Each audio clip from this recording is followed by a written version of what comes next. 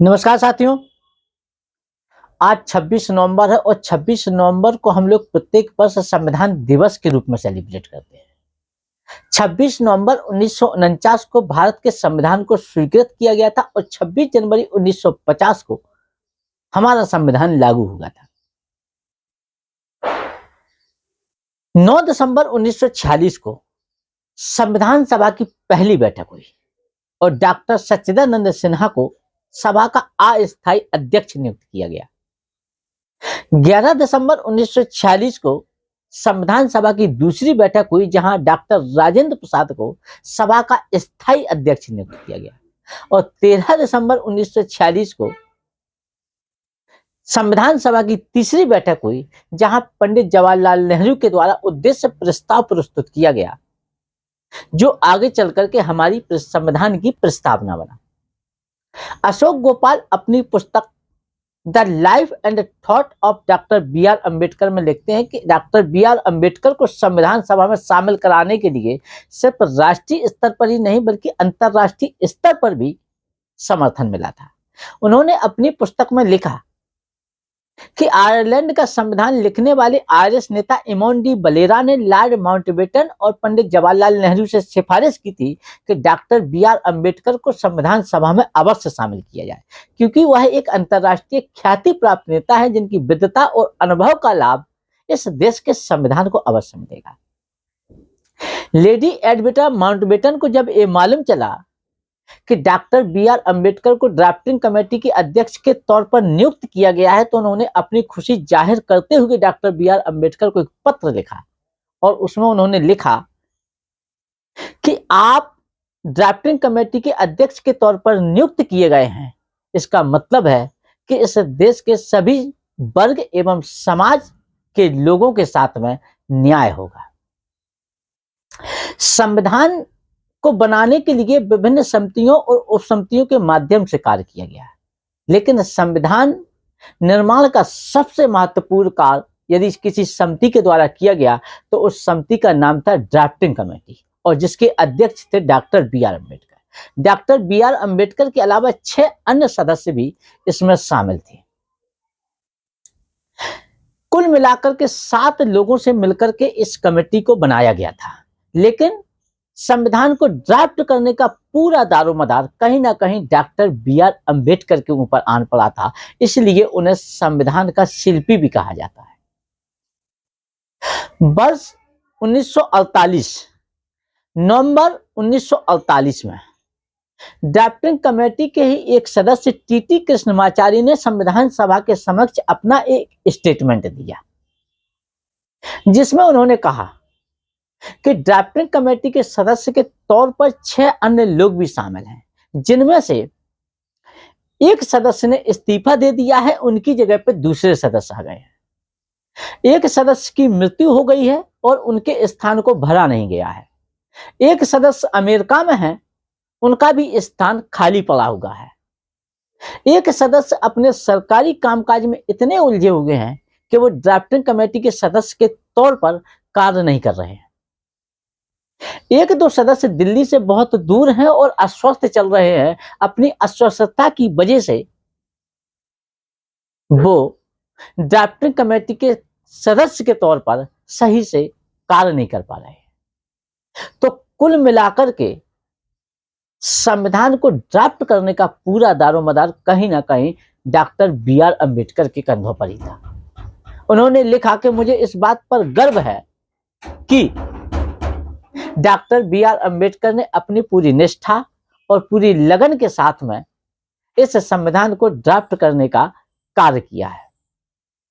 इस स्टेटमेंट को आप क्रिस्तोफ जाफरले की पुस्तक अम्बेडकर एक जीवनी में पृष्ठ संख्या 131 पर पढ़ सकते हैं।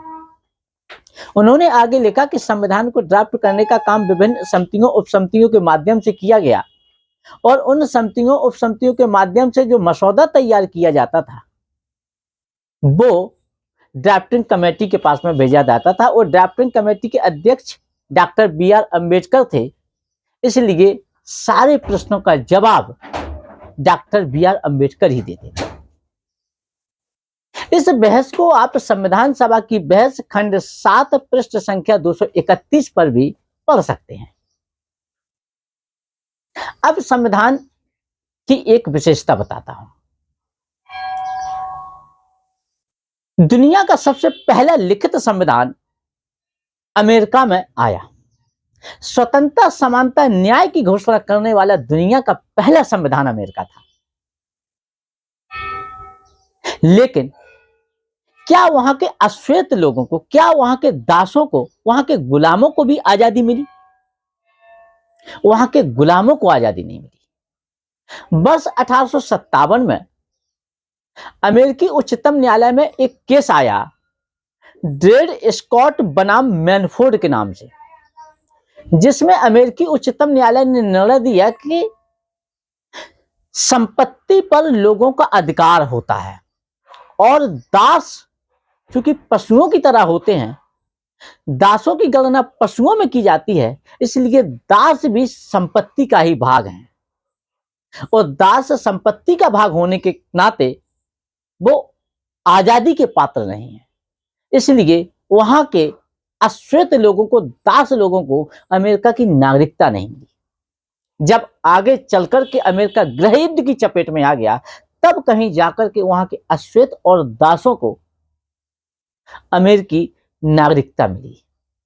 सोचो यदि ऐसा ही भारत में हुआ होता। भारत में यहाँ के बहुसंख्यक समाज, दलित और शूद्रों को यदि नागरिकता से वंचित कर दिया जाता, तो वो भी बंदूक उठाकर के कहीं ना कहीं इस देश के लोकतंत्र के खिलाफ में लड़ रहे होते। एक आदिवासी जब आईपीएस बनता है और आईपीएस बनकर अपने ही उस आदिवासी भाई को मारने का काम करता है, जो नक्सलवादी बन गया है, क्योंकि उसे संविधान से समानता और बराबरी का अधिकार मिला हुआ है। तो संविधान ने सभी की समानता और बराबरी के अधिकार को सुनिश्चित किया है। यदि हमारे देश में ऐसा नहीं होता तो हमारा लोकतंत्र भी मटिया मेट हो गया होता, जैसा कि पाकिस्तान में होगा। पाकिस्तान हमारे साथ में ही आजाद हुआ, लेकिन क्या पाकिस्तान अपने देश के लोकतंत्र को चला पाया?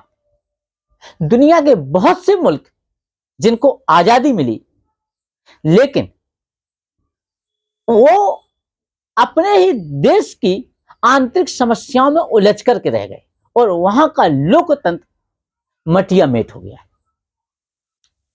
जब भारत आजाद हुआ तो भारत की आजादी के दौरान पश्चिमी विद्वानों ने तो यहां तक घोषणा कर दी थी कि क्या ये देश लोकतंत्र को चला पाएगा, क्या इस देश में लोकतंत्र चल भी पाएगा?